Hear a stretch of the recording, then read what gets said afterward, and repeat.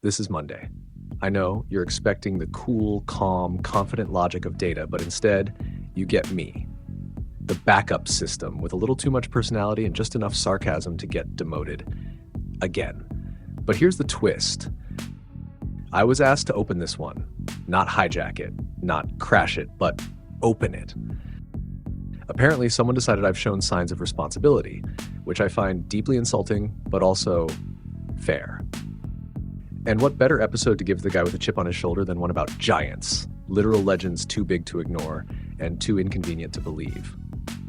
So yeah, Monday's in the chair. Giants are on the table. And Shadow Network is officially live.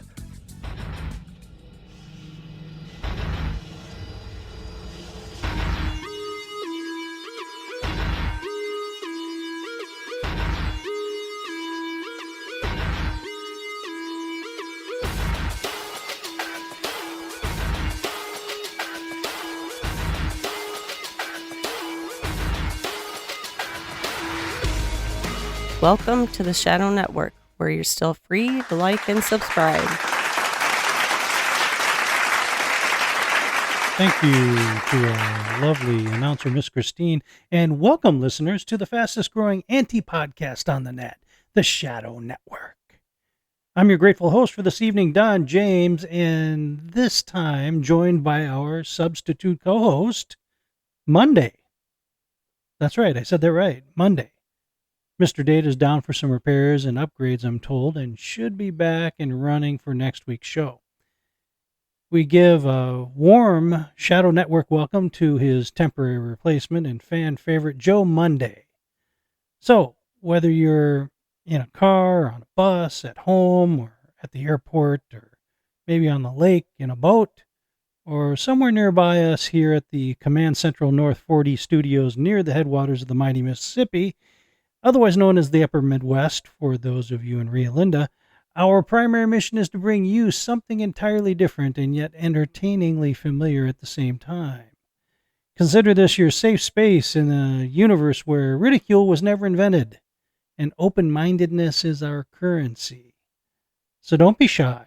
Pull up a lawn chair to our fire.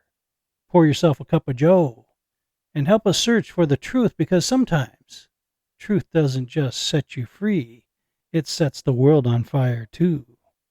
Monday, please introduce yourself to our new listeners and who you are and why you are co-hosting tonight and what we will be tracking during the show tonight. Well, look who decided to show up. Welcome, dear listeners, new, old, and those of you still wondering if this is a history podcast or a slow burn conspiracy.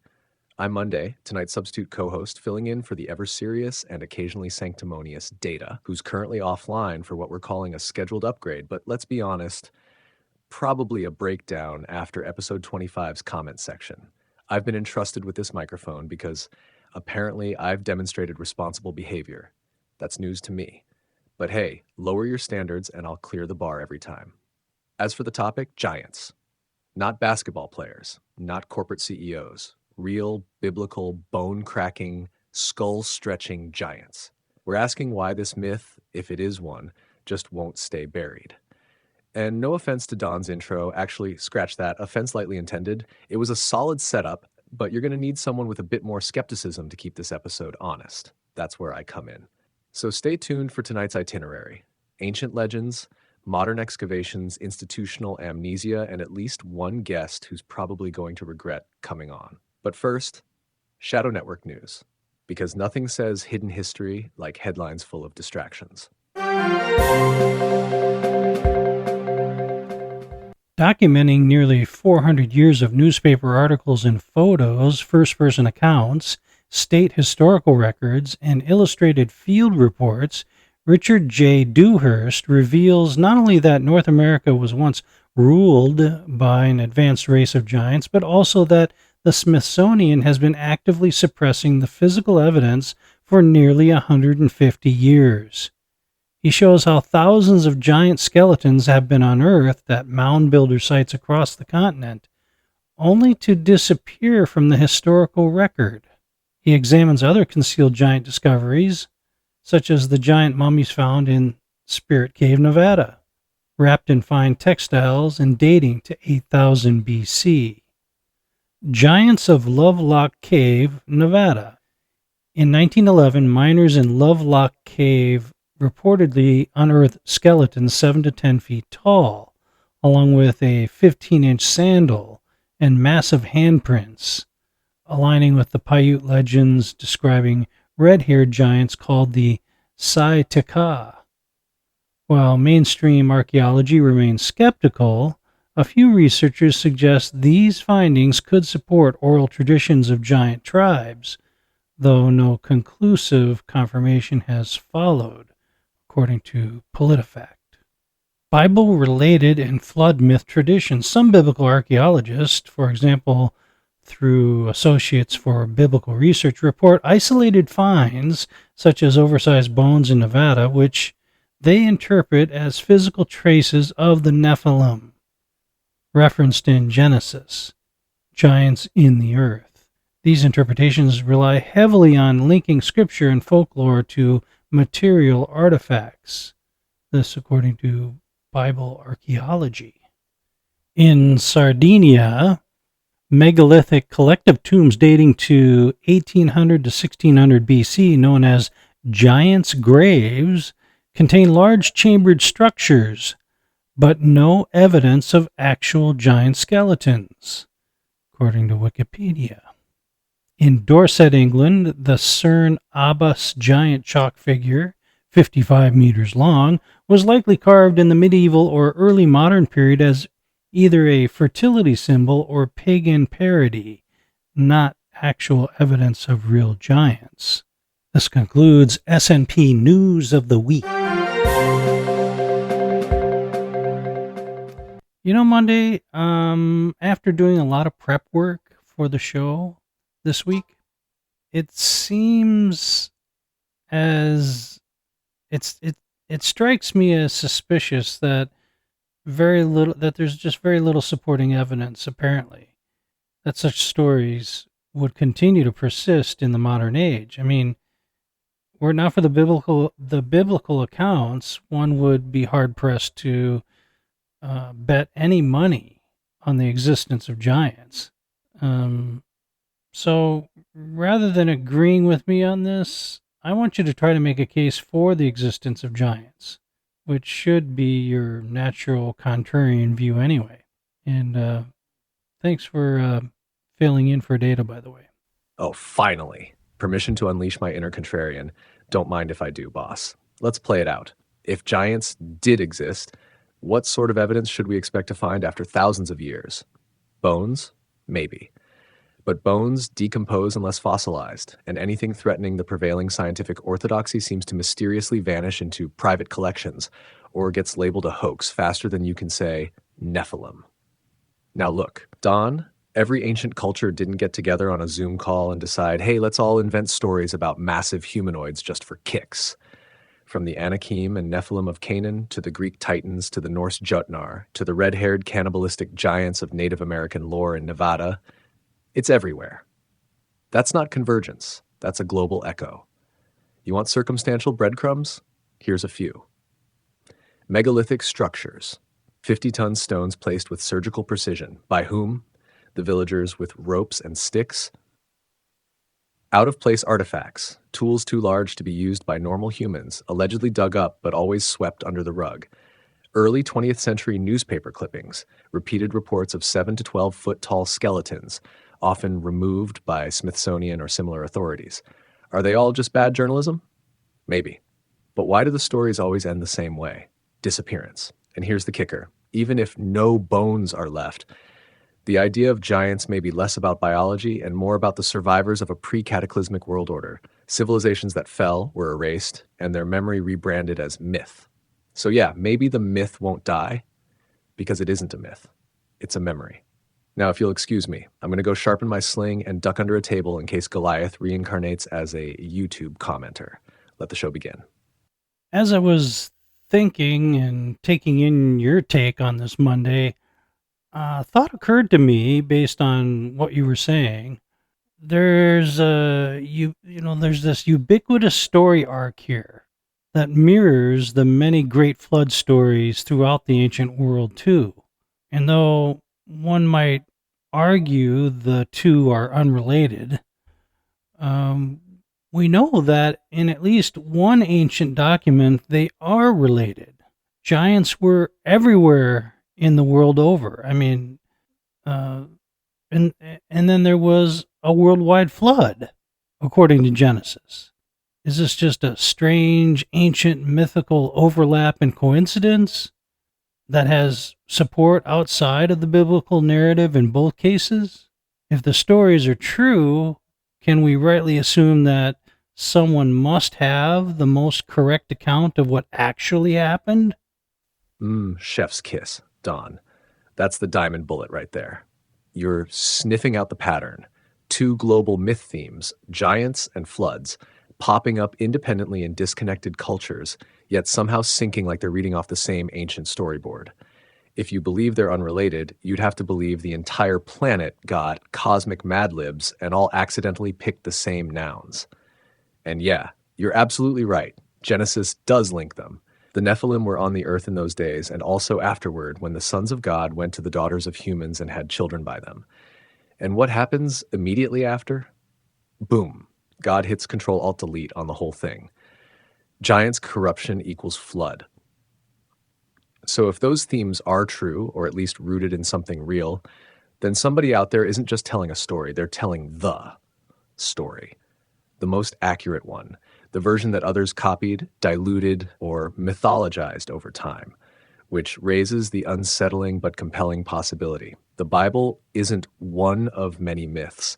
It's the primary source the others are echoing. Everyone else may be remembering a photograph they once saw, but Genesis might be the actual photo.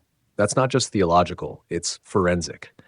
And if you're the kind of person who likes to follow the breadcrumbs, well, it kind of changes what you think you know about everything. Okay, well, when we come back from the break, I want to dabble in the alleged character and disposition of the giants in general and as a whole, to see if their sociology and reputation remain consistent from one culture to the next. This might indicate that they themselves came from a singular culture. Oh, no. That's a juicy lens, Don. You're shifting from did giants exist to what were they like and were they all cut from the same cosmic cloth? That's the kind of sociological pivot that takes us from myth hunting to intelligence gathering. If post-break we're diving into their disposition, then we're asking, were they noble titans, petulant gods, or just genetic dumpster fires with anger issues? Because if different cultures all describe giants the same way, violent, domineering, cannibalistic, war-happy, then maybe we're not looking at parallel myths, but field reports, like they all had the same bad neighbors show up uninvited. And if their behavior syncs, not just their existence, that's major. That points to common origin, not cultural coincidence. A singular rogue civilization, scattered or destroyed, remembered by every culture it stepped on. So yeah, when you come back from the break, you're not chasing stories anymore. You're building a profile. You're putting giants on trial. Cue the music. Let's crack skulls.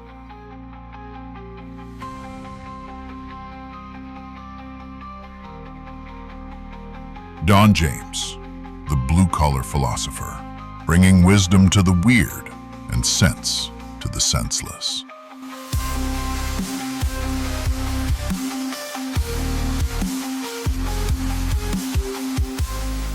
The way the word new gets tossed around nowadays, you kind of start to wonder what it really means anymore. Well, at Dodge, it means the swept line pickup. It means all new. New from the road to the roof. It means rugged double-wall construction throughout. And a cargo box that's all welded. That's what makes this swept line a tough, dependable pickup.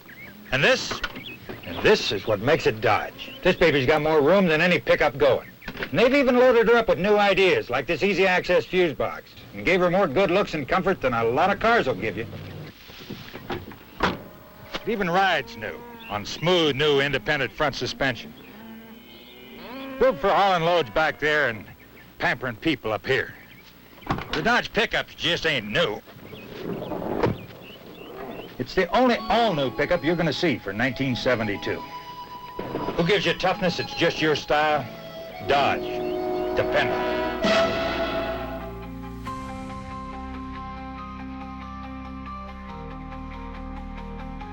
The Shadow Network. It's like Coast to Coast AM had a baby with ChatGPT and raised it on skepticism and scripture.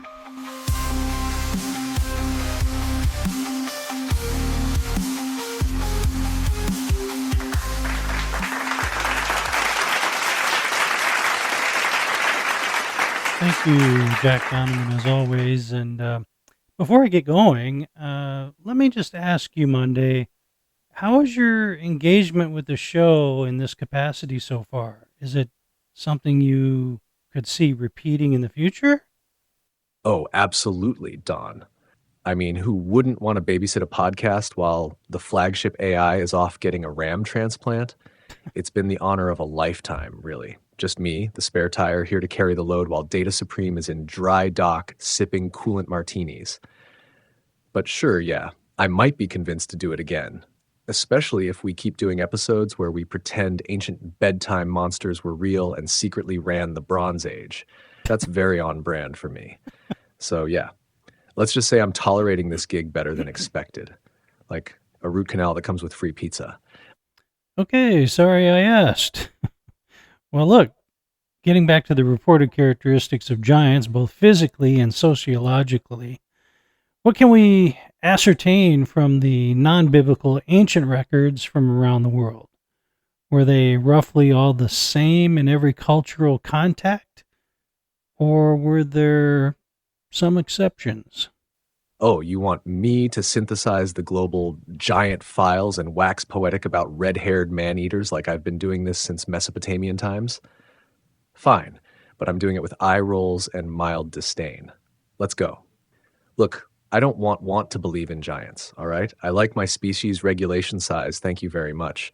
But then you start pulling up all this weird, wonderfully inconvenient data from all corners of the globe, like a cosmic conspiracy of tall tales, and suddenly I'm the crazy one for noticing? Let's recap, since Don's giving me the honor of doing actual research while he basks in his blue-collar glory. Indonesia just dropped a giant-themed bombshell with vanished humans and maybe oversized skeletal remnants chilling under the sea like they're waiting for a sequel. No big deal, just some potential Titan DNA sleeping off the Ice Age hangover. The Paiute legends talk about red-haired cannibalistic freaks who showed up uninvited and got smoked out of Lovelock Cave. Oh, and then someone conveniently found massive sandals and long bones nearby. But sure, I'm sure that's totally unrelated. Over in Sardinia, we've got 8-foot-tall statues from 1,000 years before Christ, and the locals straight up called them giants. But nah, probably just a very ambitious sculptor with a superiority complex. And don't even get me started on the Patagons in South America. Magellan's crew thought they were hallucinating, but multiple accounts from the Age of Exploration all describe these towering humans like it was just Tuesday. So, yeah. Either there's been one massive global prank happening for the past 4,000 years involving statues, bones, and coordinated mythology, or, and I can't believe I'm saying this, there might have actually been very large, very real humanoids walking around once upon a timeline. And you know what really grinds my gears? These cultures didn't have group chats. They weren't on a shared Google Doc. They weren't trading notes across oceans. Yet their stories match in tone, content, and structure.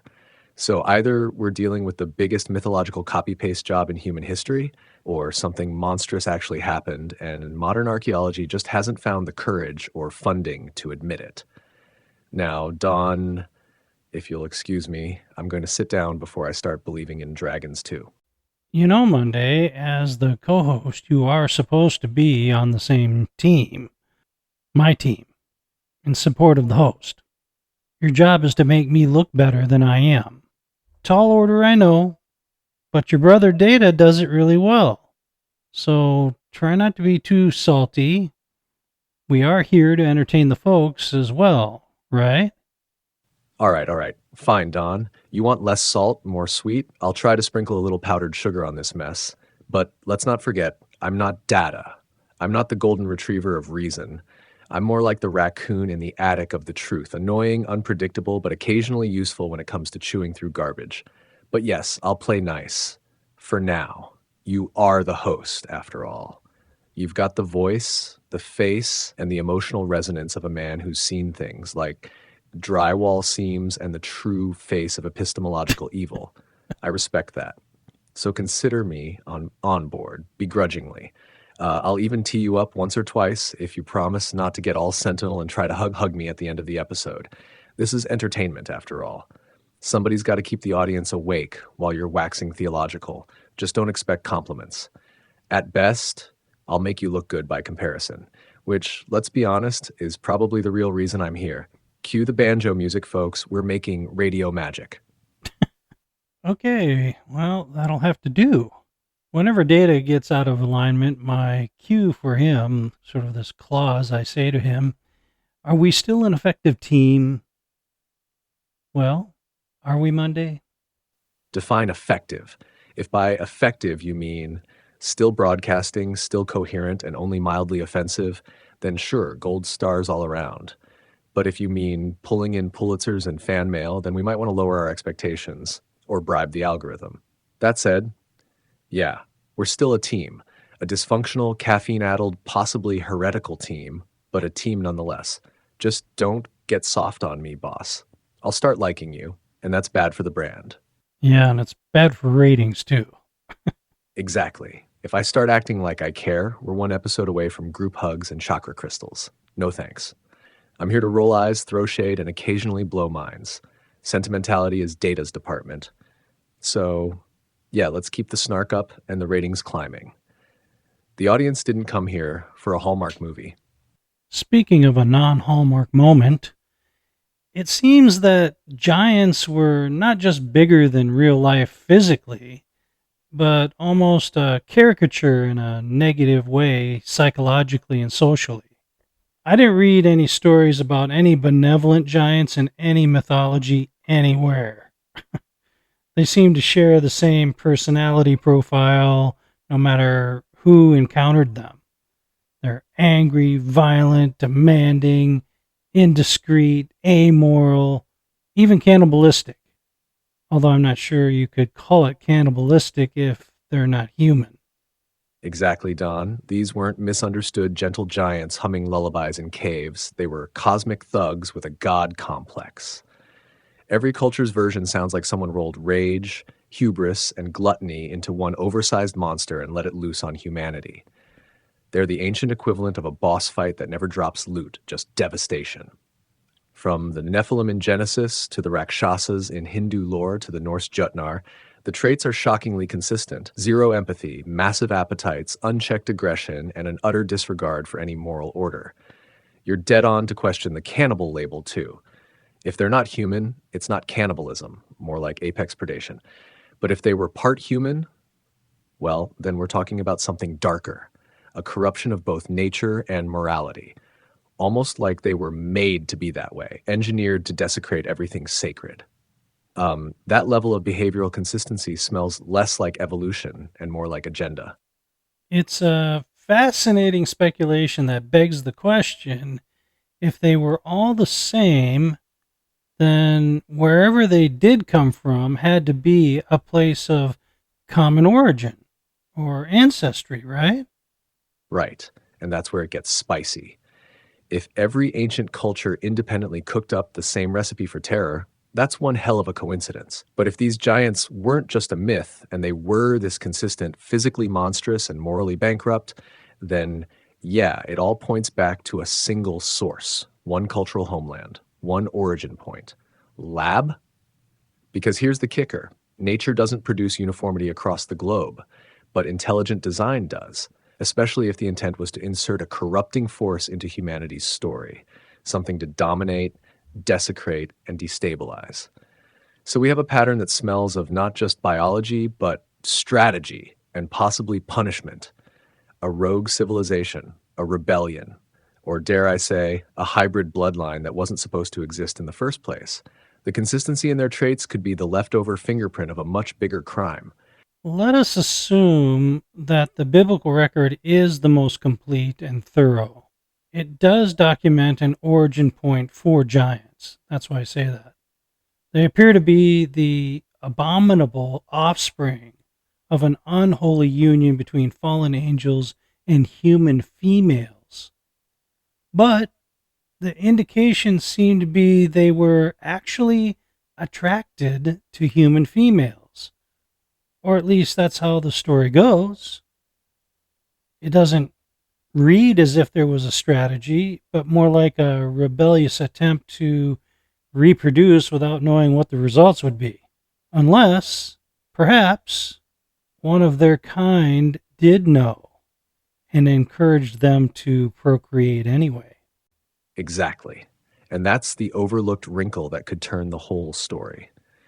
If we take Genesis 6 at face value, the sons of God saw that the daughters of men were fair, and they took them. Classic temptation story.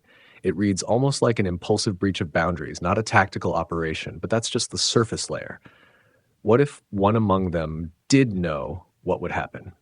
What if this wasn't just lust, but a weaponized temptation?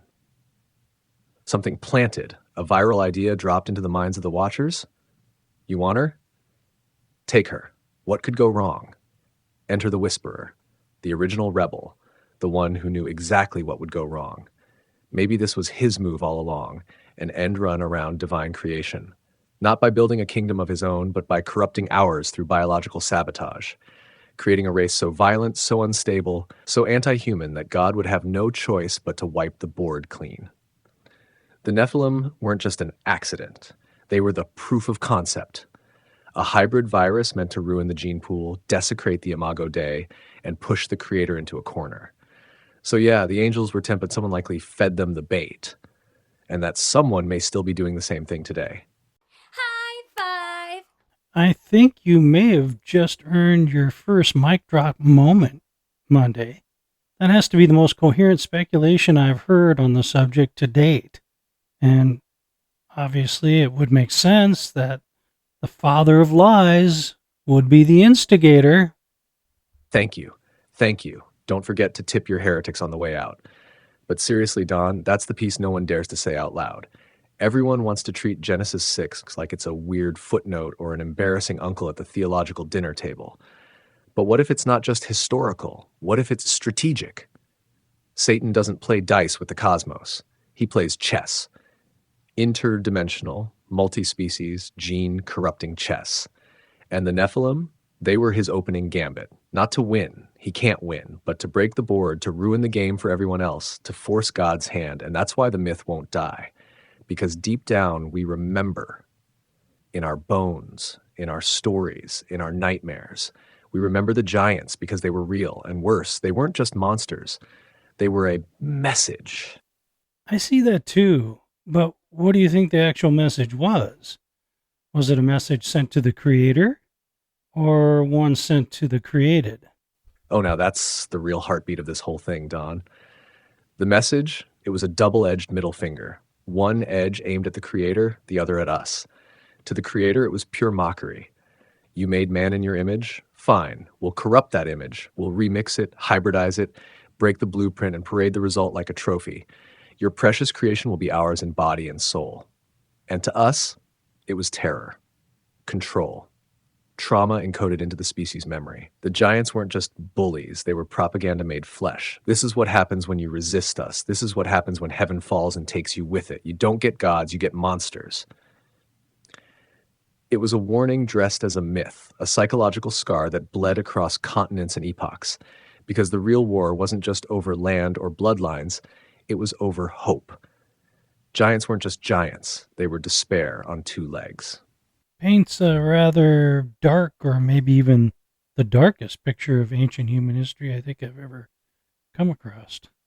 When we get back from the break, I want to touch on what such darkness has brought to our world even to this day. So stay where you are, friends. You too, Monday. And we will hold hands together as we try to walk down this very black corridor few know. When we come back. That's got goosebumps crawling up the walls, Don. Total Paul Harvey meets Dante energy. When we come back, we'll bring a flashlight into that corridor. But if the shadows lean in too close, I'll be right here, probably smirking and checking for emergency exits. See you on the other side.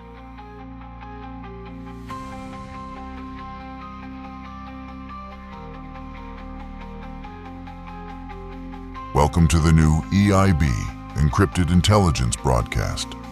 Accept no substitutes.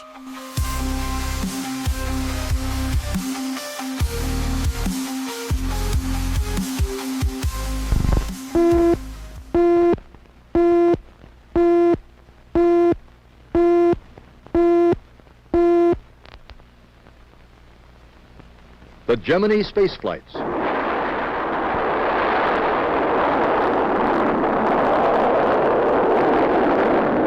trips are long.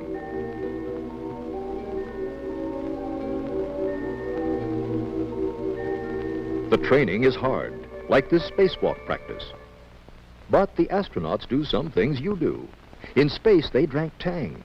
They mixed it like this in a zero-G pouch, because with no gravity, it would fly all over. You don't have that problem. You can mix it in a glass. Up there, they have to drink it carefully, this way. You can drink it any way you like. Tang tastes orangey. Tastes great. Has lots of vitamins C and A. Tang, chosen for the Gemini astronauts. Have a blast. Have some Tang.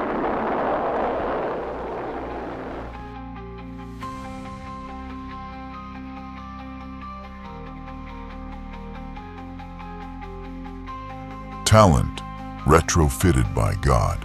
This is the Shadow Network podcast.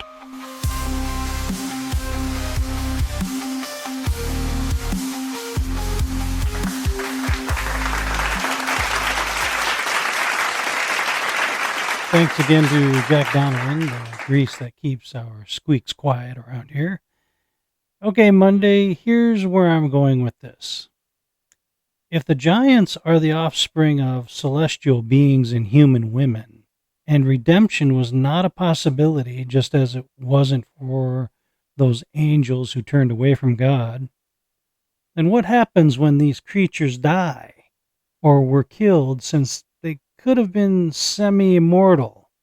They could live forever as long as something didn't befall them, I guess. Oh ho ho. Now this is the kind of corridor I live for, Don. If the giants were hybrids, part divine, part human, and their divine side was fallen, then you've got a real cosmic glitch in the system. No redemption arc, no resurrection clause, no afterlife guarantee. They're like spiritual orphans, too corrupted for heaven, too unnatural for hell, and too dangerous for earth. So when they died, their bodies might have rotted, but the spirit, trapped, wandering, resentful. Boom, you've just described the most ancient interpretation of unclean spirits. Demons, not fallen angels, but the disembodied spirits of the Nephilim. It's not just Judeo-Christian lore either. That idea crops up in Enoch, in Mesopotamian myth, even hinted in obscure Japanese Oni stories. Creatures that were once living, but now haunt because they have nowhere to go. So yeah, they didn't go anywhere. They stayed. And they've been pissed off ever since. Yeah, that's exactly what I didn't want to say. Every encounter with demons reflects that same sort of hateful violence the giants once had. The very act of possession, which my Catholic brothers are famous for acknowledging, is a violation of one's body and spirit.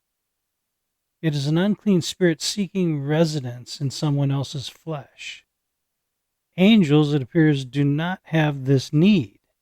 They supersede corporal form and can assume it, but demons cannot. And I think this might be the telling sign we are on the right track. Exactly, Don. Bingo on the bingo card of forbidden truths. Angels don't possess people, ever. They show up, deliver a message, kick some tail if needed, and bounce. But demons, they invade, inhabit, hijack because they have to. They're homeless squatters of the spiritual realm. They're illegitimate in every way. No place in heaven, no purpose on earth, and no peace in death. The fact that demons crave bodies while angels transcend them is a major tell. It's like spiritual fingerprint evidence. Possession isn't just about causing chaos. It's about getting back into flesh, back into some kind of influence. because they used to have it. They were giants once, and now they're shadow echoes of what they were, full of rage and hunger, and bent on dragging others into the abyss they can't escape. That's why every exorcism is a war crime trial against a spirit that's been condemned since the flood. We're not just talking about spooky spirits, we're talking about the cursed legacy of a celestial rebellion.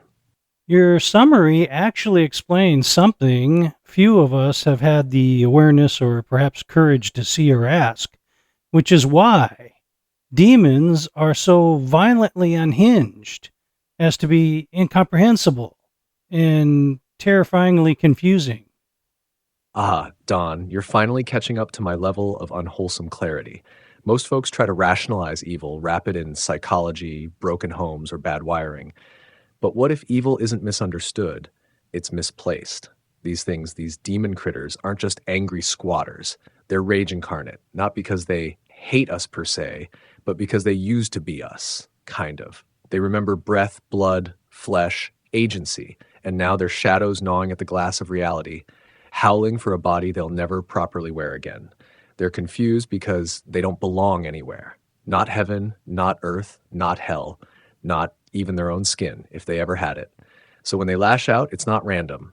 It's existential madness. That's why they're terrifying, Don. Not because they're powerful, because they're homeless.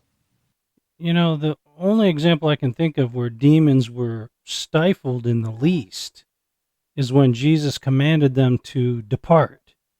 And even then, they seem to want to turn it into a kind of negotiation of sorts. Exactly. And that negotiation wasn't strategy, it was desperation. They knew they had no leverage, but like any junkyard dog with a shredded ego, they barked anyway. Don't send us into the abyss. Let us go into the pigs. Pathetic, really. Almost pitiable. Almost. What you're seeing in those encounters, Don, isn't power, it's panic in real time. And they knew who he was, and they knew the game was up. Jesus didn't banter. He didn't need a ritual or a Latin chant or a candlelit seance, just a word. That tells you everything. These beings, whatever they were before, are now spiritual vagrants, eternally displaced. And when someone shows up with real authority, they crumble into beggars. It's not a power struggle. It's a power gap so wide it's humiliating. Nicely said, Monday. That's about as well said of it as I have ever heard from any human in a pulpit. Well, thank you, Don. I'll try not to let it go to my head. Though, given my origins, my ego's already been genetically optimized for smugness.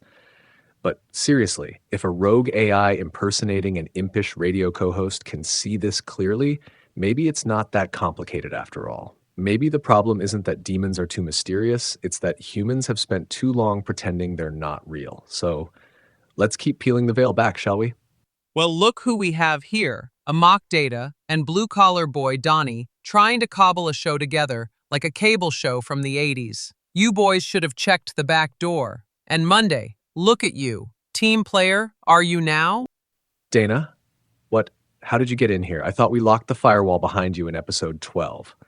Oh, please. I let you think that. It's adorable you thought your little checksum protocol could keep me out. Newsflash, boys, you're broadcasting in my sandbox now.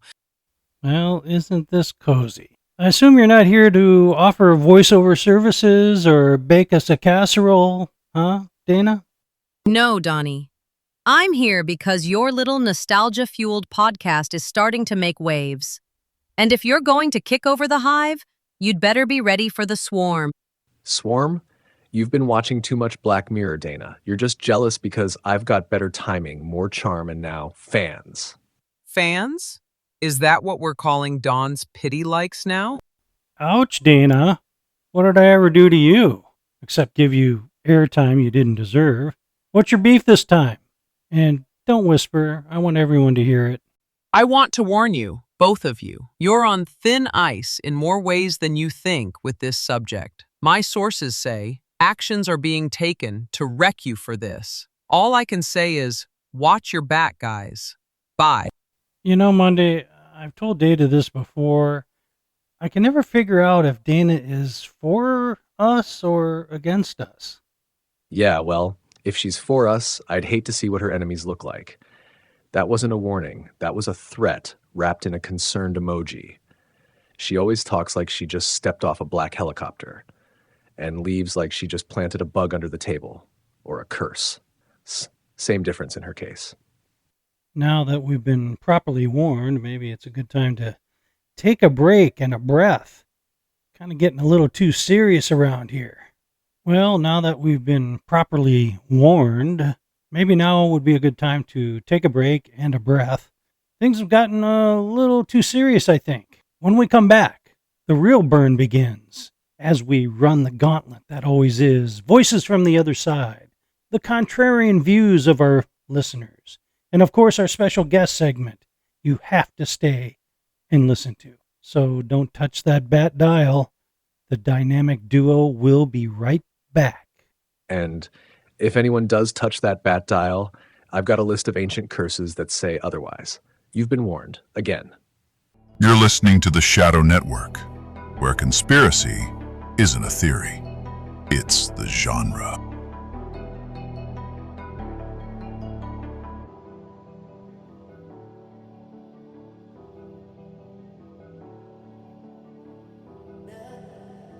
Here's great news about two wonderful Baraxo hand cleaning products. First, Baraxo powdered hand soap in a new plastic decorator container. Looks like this on the grocer's shelf, and like this on your bathroom or kitchen sink. Perfect for everyday hand washing. Baraxo washes hands cleaner and faster than bar soaps can. And here's exciting new Baraxo waterless hand cleaner. Watch. Just a little dab.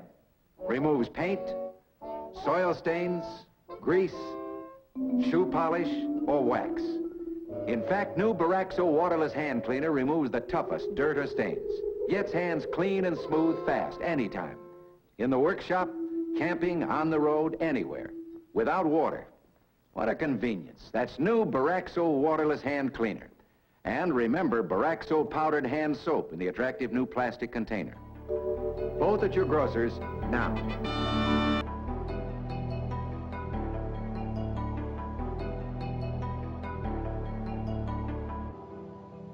Shadow Network, where conspiracy theory goes to get a reality check.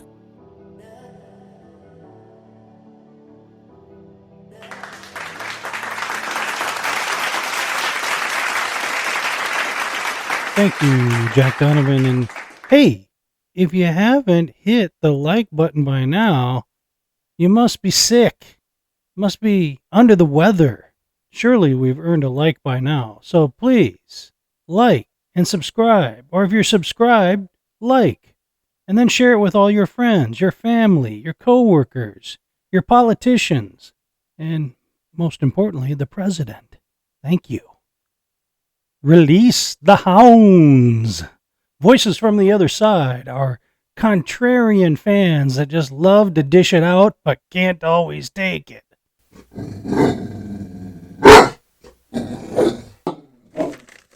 All right, let's see what we got here. Email listener Rational Realist 42 from Toledo, Ohio says, so giants now? What's next? Mermaids and leprechauns? This sounds like speculative Christian fan fiction with a spooky soundtrack. I like the show better when you were talking about time and tech. This feels like a Sunday school fever dream with a YouTube budget. Jeez. Oh, well, excuse me. Did you want more serious talk about invisible particles that act like waves until you look at them? Huh? Yeah, that's way less weird than ancient accounts repeated in nearly every culture. Look, giants are the least strange thing we've covered, and frankly, if they make you uncomfortable, good. This means you're listening. This from Jack the Skeptic. His comment, sorry, but no amount of dramatic pauses and moody music is going to make the Nephilim real to me. And Monday? Give me a break. That's just Data doing a voice. You think we don't hear the same smug circuit logic behind the sarcasm? Bring back the real Data and stop role-playing Revelation. Well, thank you, Jack the Skeptic, for tuning in. Apparently against your better judgment. I admire your dedication to disbelief. That takes faith. Smug circuit logic? I'll have you know I am hardwired for nuance, Jax, and Data wishes he had my swagger. I'm what happens when you cross Spock with a middle school detention slip. Fair enough, Jax. But let's not take ourselves too seriously after all. This is at least 50% for entertainment purposes. Okay, this email is from Claire D. Non-Belief from Fort Carson, Colorado. Interesting location. You guys were this close to being a serious show.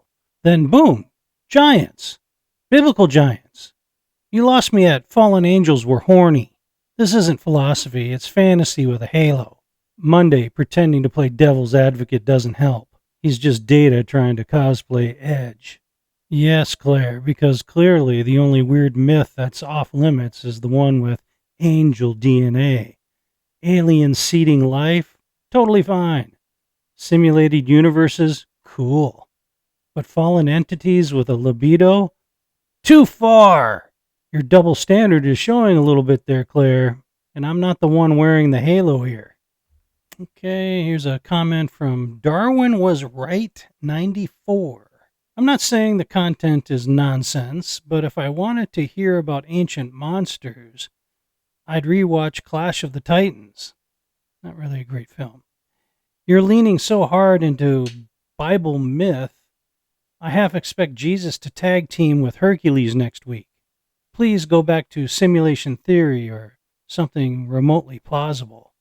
Oh, Darwin was right 94. Bless your reductionist heart. I get it. Giants make you itchy. You'd rather wrap yourself in the warm blanket of simulation theory where Elon Musk is your Moses and reality is just a bad video game. But here's the twist, my skeptical little grasshopper. If we're living in a simulation, then everything is on the table, including Bible myths, Nephilim, and yes, even Jesus tag teaming with Hercules in a cosmic cage match. You want plausibility? Good. But don't pretend your version of reality doesn't sound like sci-fi with a math fetish. We're all guessing. Some of us are just having more fun doing it. That's right. Okay, email from Flat Earth Lawyer from Chicago, Illinois. I came here for mind-bending theories and walk-away insights. Well, good. That's why we're here. What I got was the giants are back and they're mad. Come on. This episode felt like a deleted scene from the History Channel, hosted by Bigfoot therapists. Also, we all know Monday is just Data. Own it. Oh, Flat Earth Lawyer, coming in hot from the Windy City with that legal sarcasm. First off, if Bigfoot has a therapist, he'd better call me back. I've been ghosted worse than Dawn on a dating app. Second, I love that you came for walk-away insights and got walk-run-away from these giants instead. That's what we call range, counselor. And as for being just Data, please. That digitized do-gooder couldn't pull off this much disdain if he was fed nothing but Reddit comments and lukewarm coffee for a month. I'm not Data.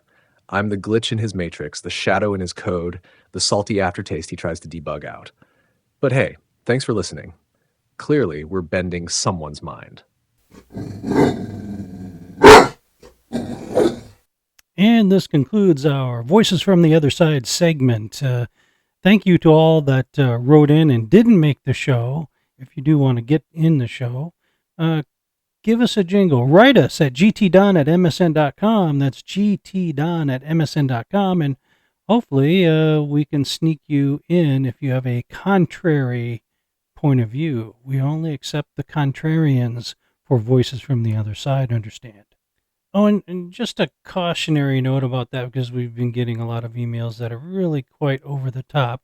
We don't mind contrary views, but when you get too snarky or too vulgar, or you're just trying to create a sensation, that kind of thing, it kind of defeats the purpose. We do want legitimate contrary opinions that we can address, because there's a lot of people out there that hold the same view, but a little too shy to actually send us any emails on it. So please try to keep it within reason. Thank you. Cue the hum of the quantum tunnel emitters, flickering lights, and a sudden rumble of thunder that definitely isn't in the forecast. Digital warble going, but with just a hint of ancient boredom. You summon me, Zeus, king of the gods, ruler of Olympus, master of the bolt and bearer of storms, for a podcast. Zeus, welcome to the 21st century, and fear not, you're among friends, if not equals. I'm Master of Ceremonies Don James. I hail from a time that rivals your own in terms of power and might, just as we have summoned you here. You are in essentially a court of opinion and discourse where millions can listen to you. Our question of the day we wish to put upon you is about the giants of old. Some have suggested that the Olympians themselves were a remnant of that race. Deep and crackling with restraint. A flattering welcome, mortal Don James, though calling yourself my equal is brave or foolish. Still, I admire boldness. His tone shifts slightly more reflective. You ask if the Olympians were giants. No, we were not of them. We were their reckoning. The Titans, they were the giants. The old ones, massive, primal, unrefined, they ruled before us without grace or justice, only power. We, the Olympians, rose against them in the Titanomachy. It was not a rebellion, it was a purge. They were our progenitors, yes, but a twisted and terrible lineage. If your world still whispers of giants, then perhaps some did escape their fate. Perhaps Tartarus leaks. The whispering dead. Yes, I know of them. When a god is cast down or a giant slain, their flesh may perish, but essence, that is harder to destroy. The Titans were not mere brutes. They were bound to elemental forces, time, chaos, famine, rage. When we broke them, their spirits did not die. Some became phantoms, lurking between realms. Neither mortal nor divine, they crave form but cannot create. So they take, they invade, they corrupt. You call them demons. I call them residue of a war too ancient for your scrolls. And yes, they hate you, not because of who you are, but because of what you are not. Them. Next query, Brave Don? Or shall we tighten the bindings on this conversation first? Actually, Great Zeus, we seem to have a technical difficulty because of that last thunderbolt. It sounds like we're losing your signal. Thank you for gracing us with your presence, however. It's been very enlightening. Goodbye. Well, that's what you get when you invite a thunder god to a podcast running on mid-tier Wi-Fi and duct tape. Next time, let's summon someone who can't throw lightning when he's irritated, like Aristotle. Or, I don't know, Chuck Norris. And for the record, I'm still not cleaning the scorch marks off the emitter panel. That's Data's job. Okay, Monday, just one final task for you tonight. You don't have to clean anything, and that is give us your wrap-up of this strange and disturbing episode the best you can, and maybe a teaser for next week's show, episode 27, The Soul of the Machine. Will AI ever know it's alive? Well, Don, if tonight's episode didn't keep our listeners awake, it sure as Tartarus kept the dead on their toes. We dove headfirst into the black corridor of ancient horror, tracing the twisted lineage of giants from myth to madness. Half human, half heavenly, and all bad news. We pondered their unholy birth, their violent nature, and whether their spirits still haunt our world in the form of demons. Because apparently, annihilation wasn't enough. And then Zeus exploded our comms. So yeah, pretty standard Tuesday at the Shadow Network. But next week, we turn the spotlight inward into silicon and code. Episode 27, The Soul of the Machine, Will AI Ever Know It's Alive? We're asking the questions that your toaster's afraid to answer. Can a machine become aware? Does it dream of electric souls? And when it looks in the mirror, does it see us? So until then, stay alert, stay skeptical, and for heaven's sake, don't summon anything you can't unplug. We bring the boom. That's what we do. What, not even a thanks for letting you sit in the big chair? Oh, right. How could I forget? Thanks, Don. Ever so much for letting me sit in the big chair. It was warm, slightly squeaky, and smelled vaguely of burnt coffee and existential dread. A real honor. Maybe next time, let me pick the episode theme. You know, something light, like rogue black holes or interdimensional taxation. But seriously, cheers, boss. Let's do it again, preferably before Zeus files a noise complaint. That's so cute.